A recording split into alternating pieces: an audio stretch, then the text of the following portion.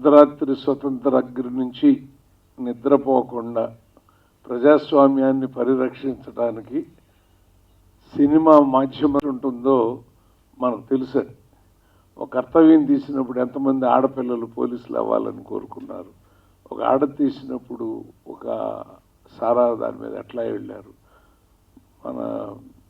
మన నారాయణమూర్తి ఇస్తున్నటువంటి అద్భుతమైన సినిమాలు ఎర్ర సైన్యం కానివ్వండి, వేగు చుక్కలు కానివ్వండి, ఒక్కొక్క సినిమాకి ఒక్కొక్క రైతుల మీద అలా.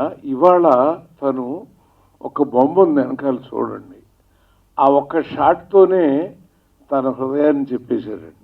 ఓటు గెలుస్తుందా నోటు గెలుస్తుందా అంటే నోటే ఎక్కువ తూగుతుంది అనేది ఒక్క షాట్ అక్కడ పెట్టి ఇవాళ భారతదేశంలో ఉన్న ప్రజాస్వామ్య వ్యవస్థని ఆ నోటు ఎన్ని రకాలుగా ఎన్ని విధాలుగా కాటేయటానికి ప్రయత్నిస్తుందో దాన్ని తనే కథ రాసుకుని మాటలు కూడా రాసుకుని స్క్రీన్ ప్లే రాసుకుని ఒక అద్భుతమైనటువంటి సినిమానిచ్చాడు.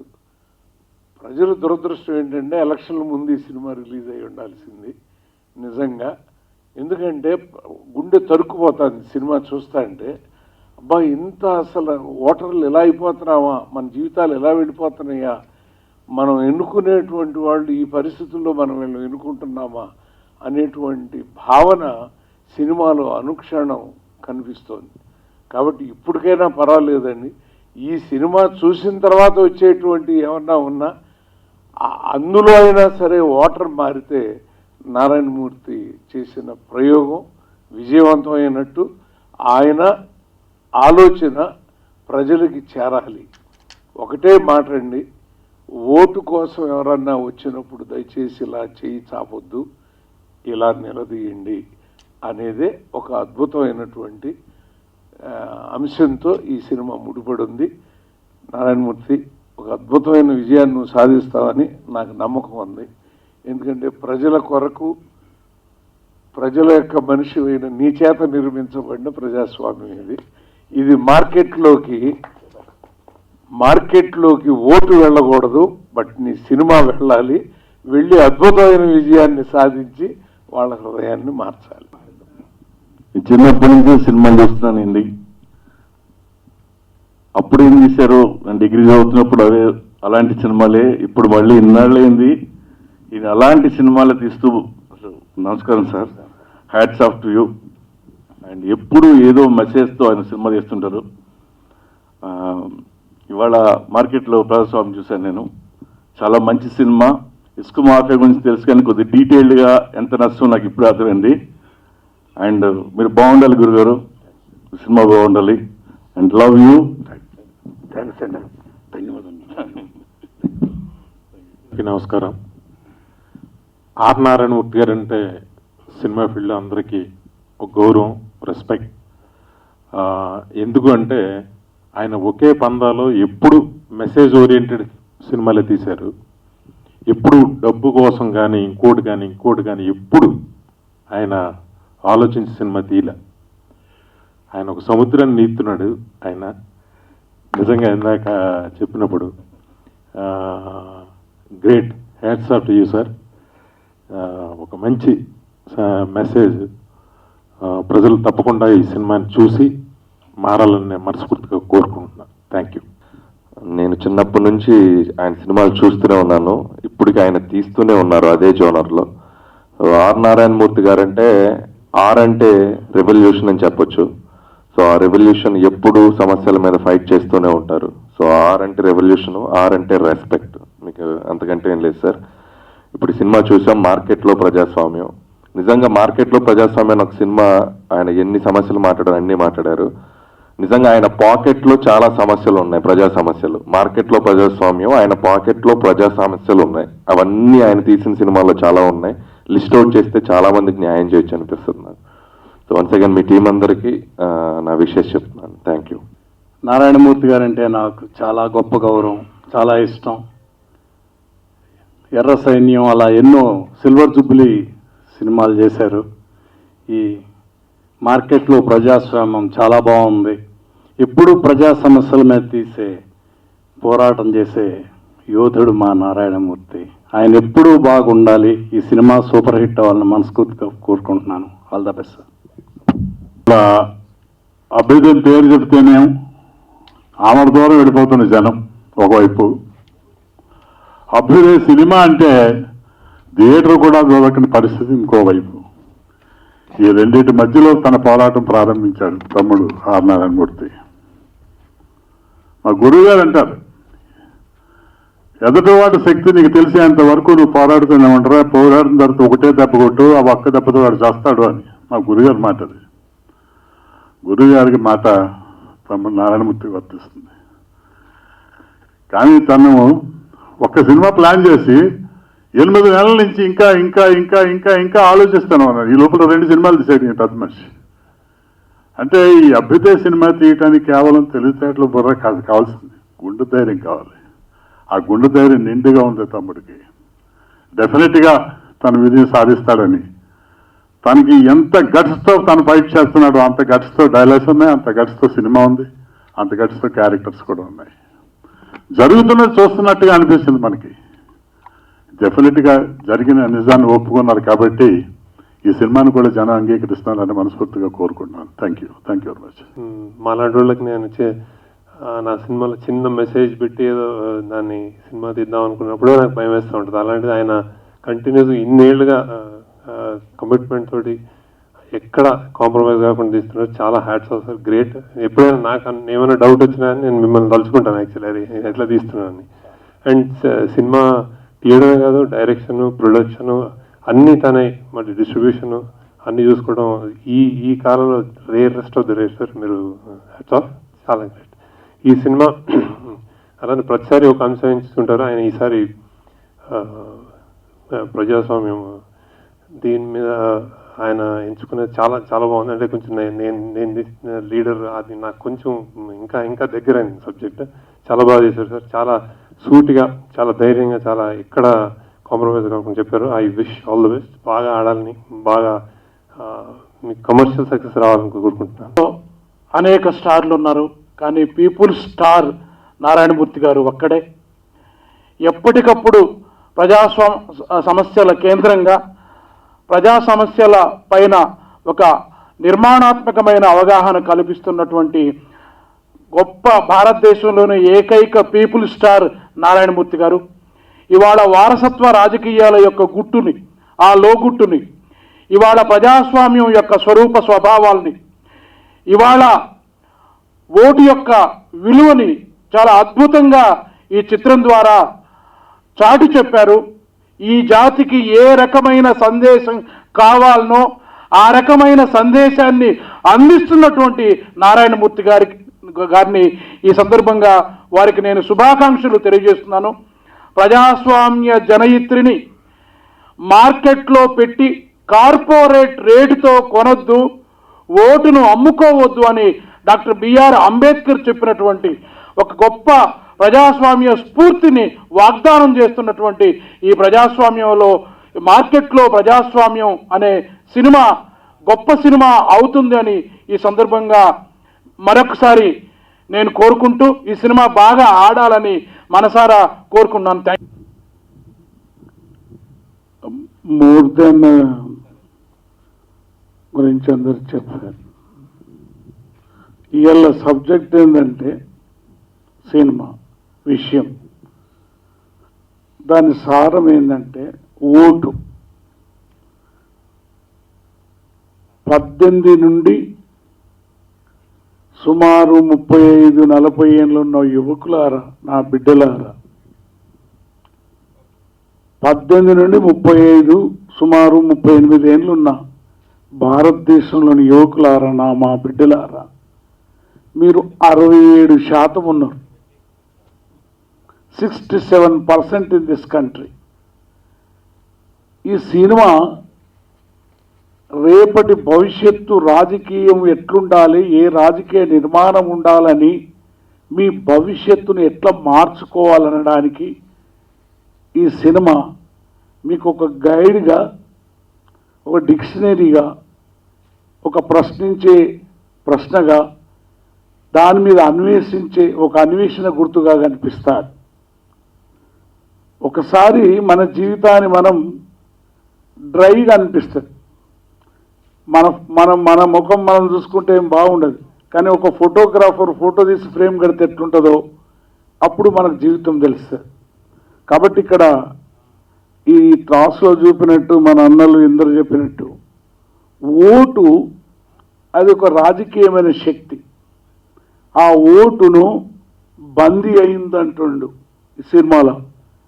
నీ రాజకీయ శక్తిని ఒక జైలు ఉంది, తెలుస్తలేదు, ఇప్పుడు చెప్తాడు ఈ సినిమా ద్వారా. 1 మనీ, డబ్బు, 2 మాఫియా, 3 మీడియా, 4 కోఫియా, 5 తోఫియా. అంటే ఈ 5 శక్తులతో బందీ నీ పొలిటికల్ పవర్, నీ రాజకీయ శక్తి. అది గుర్తు చేయిస్తుంటాడు మరీ ముఖ్యంగా ఉమెన్ ద్వారా. ఎంత 50% ఉన్న స్త్రీలు ఎంత కమిట్మెంట్గా, ఎంత ప్లాన్డ్గా వాళ్ళు తలుసుకుంటే ఏ విధంగా అధికారంలోకి న్యాయాన్ని తీసుకురాగలుగుతారనేది దీంట్లో చాలా అద్భుతంగా చెప్తారు.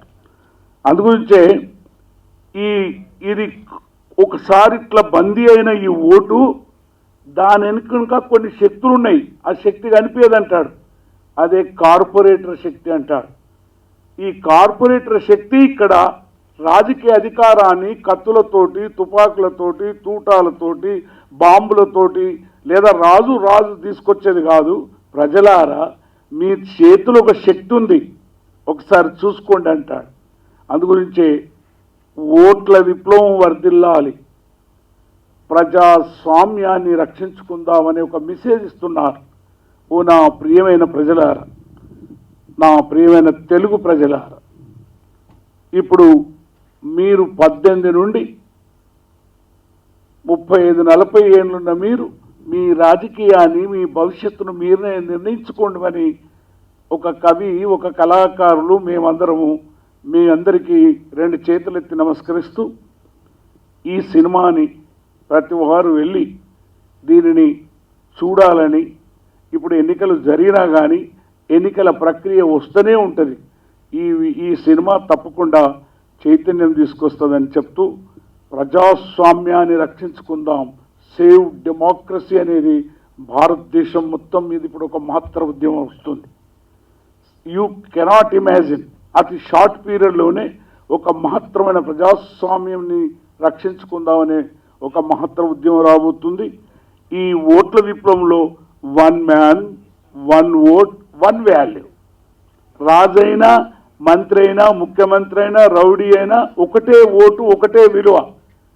ఈ ఒకే ఓటు, ఒకే విలువ ఉన్న ఓ ప్రియమైన ప్రజలారా, మన కష్టాన్ని మనం దూరం చేసుకోవాలంటే ఆ సినిమాలో చూసినట్టు మనము ఈ ఓటు శక్తిని మనం తల ఉంచుకున్నట్టు మనం చేయొద్దంటాడు.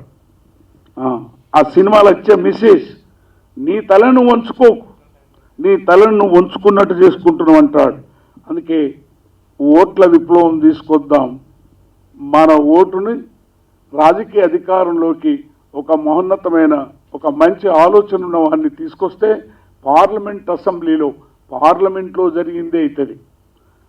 ఈ దేశంలో పార్లమెంట్ అసెంబ్లీ, ఎగ్జిక్యూటివ్ నిర్వహణ administration, 3rd is judiciary, 4th is పత్రికా రంగం. పత్రికా రంగాన్ని గుర్తించి మనం డిమాండ్ చేస్తున్నాం. ఈ 4 కాళ్ళ మనిషి, అది 4 కాళ్ళ మనిషి, రాజకీయ కుర్సీ, ఒక కాలు పేరు ఓటు, ఒక కాలు పేరు పాలన, ఒక కాలు పేరు రాజ్యం, ఒక కాలు పేరు పత్రిక, ఇది 7 కాళ్ళ కుర్సీ, ఎద మీద దించిన బరిసి.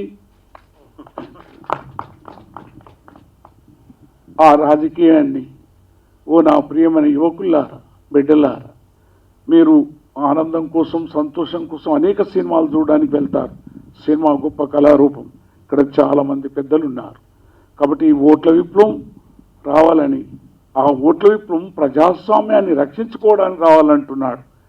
ఆ ప్రజాస్వామ్యం రక్షించుకుంటేనే మనకు స్వేచ్ఛ ఉంటుందని చెప్తూ, అందుగురించి తప్పకుండా ఈ సినిమా మేము కూడా థియేటర్లో పోయి చూస్తాం. మేము చూడమే కాదు, గ్రామాల్లో ప్రజలు కూడా వాళ్ళు ఆత్మవిమర్శ చేసుకుంటారు. థియేటర్లో పోయి కూకోగానే ఓటేసిన వాడు ఆ సినిమా మొత్తం చూసి తన ఆత్మవిమర్శ చేసుకోవడానికి సినిమా తీశాడు. తన ఆత్మవిమర్శ చేసుకుంటాడు. ఓహో, నేనేమి చేశాను, నా విలువైన ఓట్ని అనేక మంది త్యాగం చేసి ఇచ్చింది. అందుకే ఇక్కడ ఇద్దరు మహానుభావులను చూపిస్తుంటాడు, మహాత్మా పూలే, రెండవది అంబేద్కర్. కాబట్టి ప్రియమైన ప్రజల, భారతదేశాన్ని రక్షించుకుందాం. Save constitution and save democracy. Save democracy అనేది ఒక నినాదం. ఇది భారతదేశం మొత్తం ఇప్పుడే రగులుడింది. అతి త్వరలోనే దేశంలో ఒక మహత్తరమైన ఉద్యమం అవుతుంది. ఆ ఉద్యమానికి సినిమా ఒక మహోన్నతమైన ఊపిస్తుందని ఆశిస్తూ మీ అందరికీ వందనాలు చెప్తూ, పత్రికా మిత్రులకు, ఇక్కడికి వచ్చిన సినిమాలో జీవితమంతా త్యాగం చేసిన అన్నలాంటి వాళ్ళకు, గోపాలకృష్ణ గారు, వీళ్ళందరూ ఉన్నారు. నాకు సినిమా రంగం దగ్గరికి, సినిమాల తప్పకుండా కమిట్మెంట్ ఇవన్నీ కాకుండా ఈ సినిమా మాత్రం చాలా ఇప్పుడు ఎట్ దిస్ టైం, ఇంతకుముందు అన్ని ప్రజా సమస్యల మీద, ఉద్యమాల మీద ఉన్నది. ఇప్పుడు తనకు ఉండేటటువంటి ప్రజాస్వామ్యంలో ప్రధానమైన ఓటు అనేది, ఆ ఓటు అనే దాన్ని ఎట్లా వాడాలనేది తీసుకొచ్చాడు. తప్పకుండా ప్రజల్లోకి వెళ్తుంది ఈ సినిమా, ప్రజలు స్వీకరిస్తారు. ఈ సినిమా ఉట్టి సినిమా కాదు, ఇది ఒక భౌతిక శక్తిగా మారుతుంది. వాక్కు భౌతిక శక్తిగా మారాలి. కళ భౌతిక శక్తిగా మారినప్పుడే దాని సామాజిక పరివర్తనకు వస్తుంది. ఇప్పుడు ఓట్లు ఇటువంటి, మీకు అందరికీ తెలుసు ఓట్లు ఎట్లయిపోయినాయి అని. నేను నా 70+ ఫస్ట్ టైం ఓటేశాను.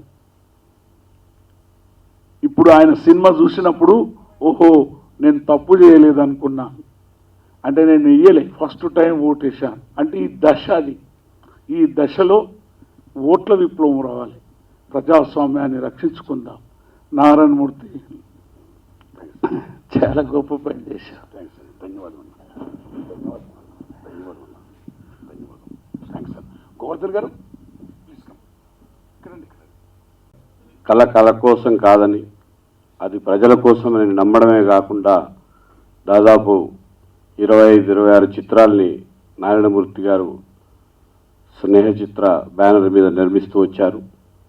ప్రజా సమస్యల్ని ప్రధానంగా తీసుకుంటూ తను ఆర్థికంగా ఇతరత్ర ఎన్ని ఇబ్బందులకు గురవుతున్నా తను నమ్ముకున్నటువంటి సిద్ధాంతాన్ని, విశ్వాసాన్ని ఏనాడు కూడా విడనాడకుండా తనదైన పద్ధతుల్లో వచ్చినటువంటి నారాయణమూర్తి గారు ఈరోజు భారతదేశ రాజకీయ చిత్రపటంలో ఏదైతే ప్రజాస్వామ్యాన్ని మనం మాట్లాడుతున్నామో అది ఎంత లొసుగులతో ఉన్నదో, అది ఎంత కుల్లి కంపు కొడుతున్నదో, అన్నిటికీ మించి ఈ దేశంలోని సహజ వనరులు, ఈ దేశంలోని సహజ సంపద ఈ దేశ ప్రజానీకానికి మాత్రమే చెందాల తప్ప అది బహుళజాతి సంస్థలకో కార్పొరేట్ కంపెనీలకో చెందడానికి వీలు లేదు. అట్లా వీళ్ళు కానివ్వడానికి ఎవరు సిద్ధంగా ఉండరాదు. దాన్ని ప్రతిఘటించి తీరాల. దేశ వనరుల్ని, దేశ సహసంపదని కాపాడుకోవాలనేటువంటి ఒక గొప్ప సందేశాన్ని ఇవ్వడం ద్వారా, అట్లాగే ఈ దేశ రాజకీయాలు కుటుంబ రాజకీయాలుగా కాకుండా, లేదా వారసత్వ రాజకీయాలుగా కాకుండా, అన్నిటికీ మించి ఫ్యూడల్ రాజరికం రాజకీయాలు కాకుండా ఒక ప్రజాస్వామ్యబద్ధమైన రాజకీయాలు కావాలని తన సినిమాలో ఒక గొప్ప సందేశాన్ని ఇచ్చారు. అలాంటి నారాయణమూర్తి గారికి మరొక్కసారి అభినందనలు. తప్పనిసరిగా తెలుగు నేల మీద ఉండేటువంటి ప్రజానీకం నారాయణమూర్తి గారిని అభిమానించాలా, ఆదరించాలా, ప్రోత్సహించాలని మనసారా కోరుకుంటున్నా. ప్రజాస్వామ్యం సినిమా తీసిన మా అన్న నారాయణమూర్తి అన్నకి ప్రజా కళా మండలి పక్షాన ఉద్యమ కళాభివందనాలు. సమాజంలో ప్రజాస్వామ్యాన్ని పాలక పార్టీలు, ఓట్ల పార్టీలు, కార్పొరేట్ కంపెనీలు ఎలా పరిహసిస్తున్నాయో ఈ సినిమాలో మొత్తం బట్టలోడు తీసి బజార్లో నిలబెట్టాడు. ప్రజాస్వామ్యాన్ని కాపాడడానికి నారాయణమూర్తి అన్న పరితపిస్తున్న ఆ శ్రమ ఈ సినిమాలో కనిపిస్తుంది. ఖచ్చితంగా ఆయన శ్రమ ఫలిస్తుందని ప్రజా కళా మండలి నమ్ముతుంది. ఈ సినిమాని ప్రజలు ఖచ్చితంగా చూడాలి. ఓట్ల ఎలక్షన్ అయిపోయిన తర్వాత ఈ సినిమా రావటం అంటే రేపు రాబోయే ఓట్లకి ప్రజలని, ఈ పాలక పార్టీలని, ఓట్ల పార్టీలని ఎట్లా చూడాలో, వాళ్ళని ఎట్లా నిలయ్యాలో, వాళ్ళని ఎట్లా ఆలోచించాలనో ప్రజల్ని ఇప్పటి నుంచి ప్రిపేర్ చేయడానికి ఈ సినిమా వస్తుందని నేను ఫీల్ అవుతున్నాను. ఈ 5 సంవత్సరాల్లో ఖచ్చితంగా ఈ సినిమా ప్రజలు ఖచ్చితంగా చూస్తారు. ఈ సినిమాలో ఉన్నటువంటి సందేశాన్ని ప్రజలు గుండెల్లో నింపుకుంటారు. ఖచ్చితంగా దోపిడీ పాలక పార్టీలకి, దోపిడీ కార్పొరేట్ కంపెనీలకి బుద్ధి చెప్తారు.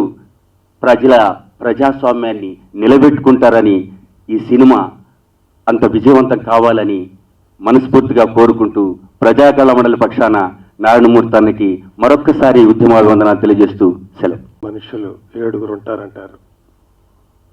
మనకి 2-3 తారసపడుతుంటారు, మిగతా వాళ్ళు ఎక్కడున్నారో తెలియదు.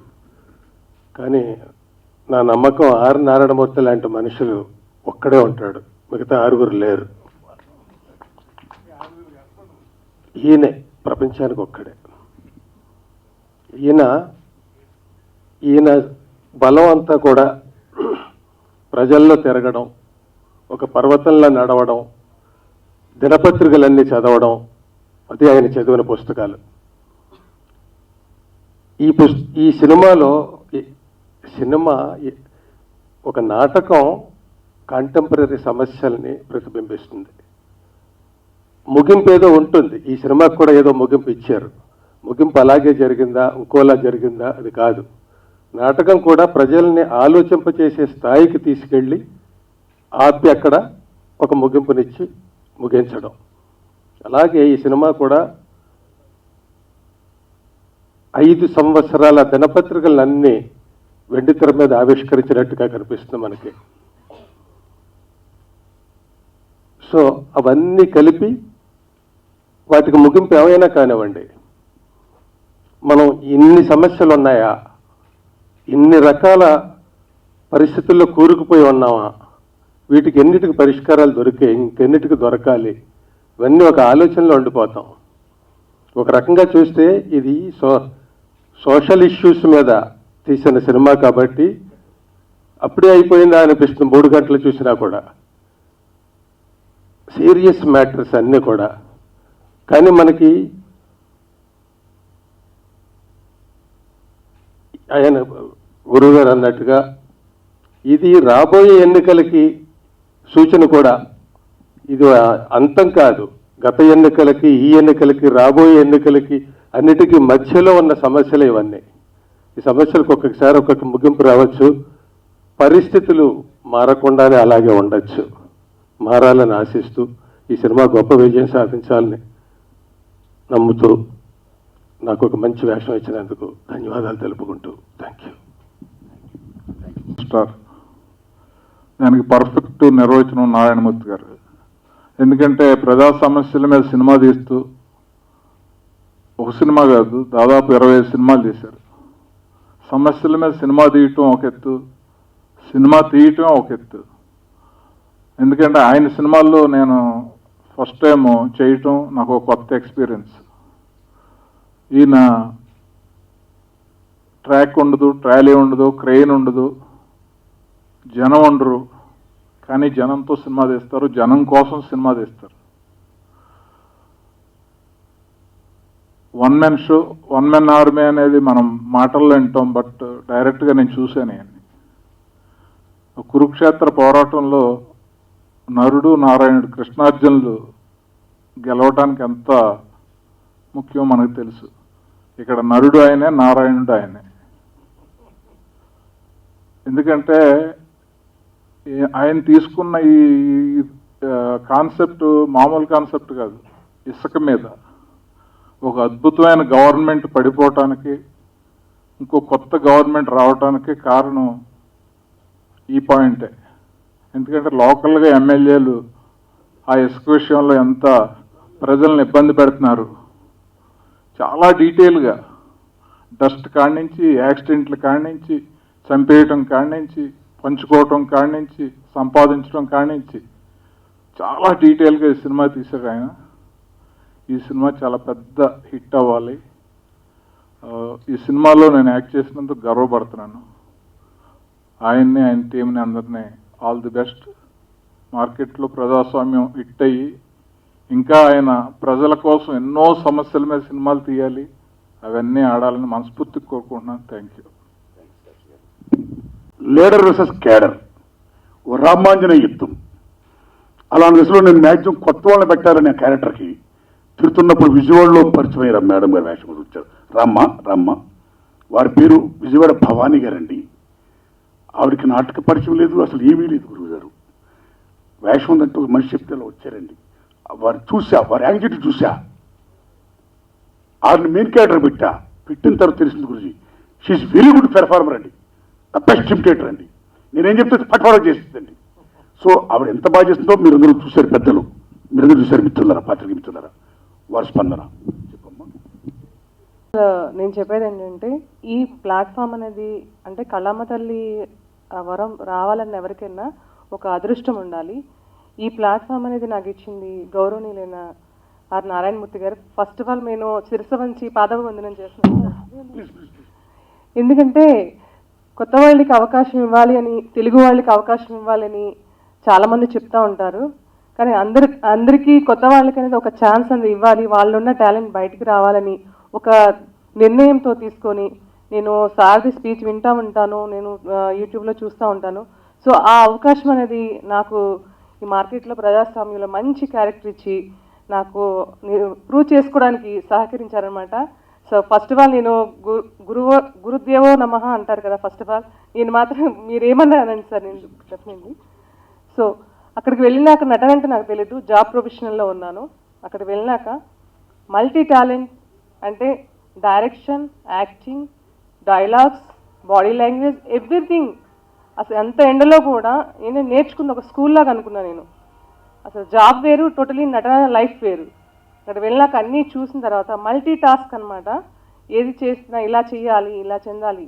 ఒక రైతు పంట పండినప్పుడు ఒకేసారి పంట నుంచి 1 year తర్వాత పంట వచ్చినప్పుడు ఎంత ఆనందం ఉంటుందో, అట్లాంటి ఆనందము ఒక ఆర్టిస్ట్లో ఆ యాక్టింగ్ చేసిన తర్వాత మంచి ఫలితం వచ్చినప్పుడు ఆ కెమెరాలో బంధించడం, అలాంటప్పుడు సారు అంత ఆనందంగా ఫీల్ అవడం అనేది నేను ఈ యాక్టింగ్ అంటే నేను ఈ షూటింగ్లో తెలుసుకున్నాను.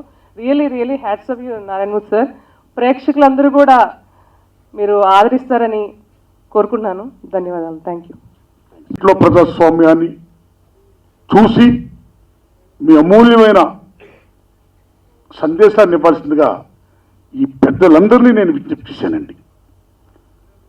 ఈ సభకు విచ్చేసి నా సినిమా గురించి ఇంత గొప్పగా మాట్లాడిన గద్దరన్నకి, దావడ సత్యం గారికి, బి గోపాల్ గారికి, కోటీశ్వరరావు గారికి, న్యూ డెమోక్రసీ గోవర్ధన్ గారికి, ఎల్బి శ్రీరామ్ గారికి, భవానీ గారికి, మిత్రుడు కాశీ గారికి, కోటేశ్వరరావు గారికి, పెద్దలకి అందరికీ, సార్కి, పండితుడు, మహానుభావుడు, వీరితో పాటు ముఖ్యంగా నేను వెళ్ళి కలిసి ఆహ్వానిస్తే తప్పకుండా మేము వస్తాం, నారాయణమూర్తి నీ సినిమా చూస్తాం, నువ్వు కమిట్మెంట్తో సినిమాలు తీస్తున్నావు, మేము స్పందిస్తాను వచ్చిన మహనీయులు, దిగ్దర్శకులు వివి వినాయక్ గారు, పూరి జగన్నాథ్ గారు, శేఖర్ కమ్ములు గారు, రవి అనిల్ రావుపూడి గారు, ఇలాగ ఎందరో, దావడ సత్యం గారు, ఎందరో మహానుభావులు అందరూ వచ్చారు.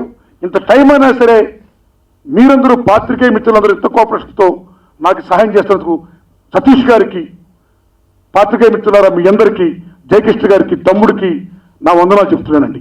ఒకే మాట చెప్పి నేను ముగిస్తాను సార్.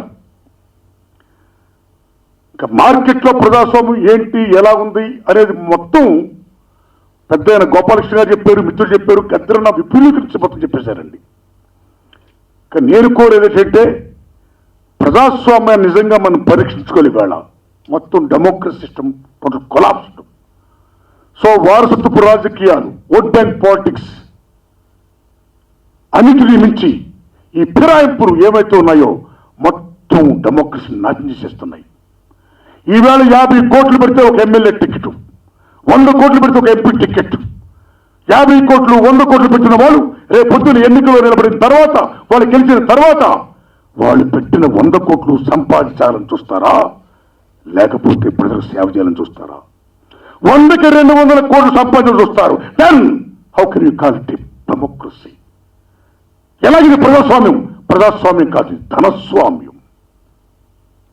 అన్నిటినీ మించి భారతదేశంలో 10% మంది డబ్బున్న వాడైతే వాళ్ళే ఎంపీలు, వాళ్ళే మంత్రులు, వాళ్ళే ఎమ్మెల్యేలు, సమస్తం వాళ్ళైతే రిమైనింగ్ బడుగు బలహీన వర్గాలు, సబ్బన్న వర్గాలు, ఆ 90% మంది వాళ్ళకి దేశానికి సేవ చేయాలని ఉండదా?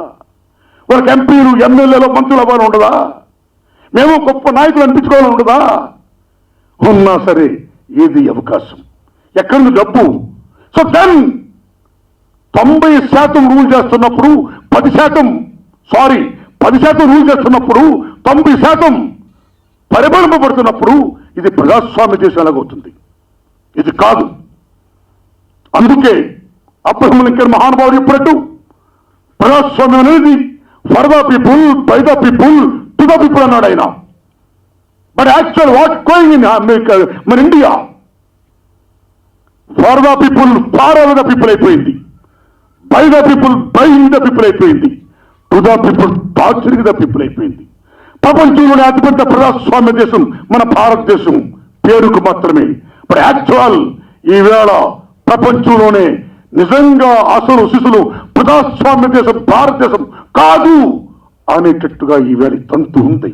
ఆ తంతుని మనం ఖండిస్తూ బడుగు బలహీన వర్గాల రాజ్యాధికారం కోసం, ఈ 90% మంది పేదల రాజ్యాధికారం కోసం మనందరూ కృషి చేస్తూ మహాత్మా జ్యోతిబా పూలే, బాబాసాహెబ్ అంబేద్కర్ ఏ పాట చూపించారో ఆ పాటలో పయనించి ఈ జాతి సంపద, ఈ జాతి వనరులు సమస్తం కూడా ఈ జాతికే చెందాలని మనందరూ కంకణ కట్టుకుని ఆ రాజ్యాధికారం కోసం పయనించాలని చెప్పింది నా ఈ మార్కెట్లో ప్రజాస్వామ్యం. సో ప్రజాస్వామ్యాన్ని సంతలో సరుకు చెయ్యొద్దు, ప్రజాస్వామ్యాన్ని అంగట్లో సరుకు చెయ్యొద్దు. ప్రజాస్వామ్యాన్ని ప్రజాస్వామ్యంగా మనం కాపాడుకుందాం అని చెప్పింది నా ఇష్టం. ఓ ప్రియమైన మిత్రులారా, ప్రేక్షక దేవుళ్ళారా, సెన్సార్ కార్యక్రమం ఉన్నాను. రిలీజ్ అయిన తర్వాత మీరు చూసి నన్ను ఆదరించి ఇంకా నేను ఇలా చిత్రాలు తీయడానికి నాకు శక్తిని ప్రసాదించాల్సిందిగా ప్రేక్షక దేవుళ్ళని కోరుకుంటున్నాను. మీడియా మిత్రులారా, what the best cooperation from your side, please to the help. ఈ పెద్దలందరూ అందుకే కోరుకున్నాను, నా అవసరం కోసం వారికి తెలిసా, వారి సందేశం కోసం. అంతమంది మహానుభావులు వచ్చి ఇంత టైం వరకు నా కోసం వెచ్చించి ఇలా సందేశం ఇచ్చినందుకు ఈ మహనీయులందరికీ కూడా నేను ధన్యవాదాలు చెప్తున్నాను. Thank you my friends, thank you very much.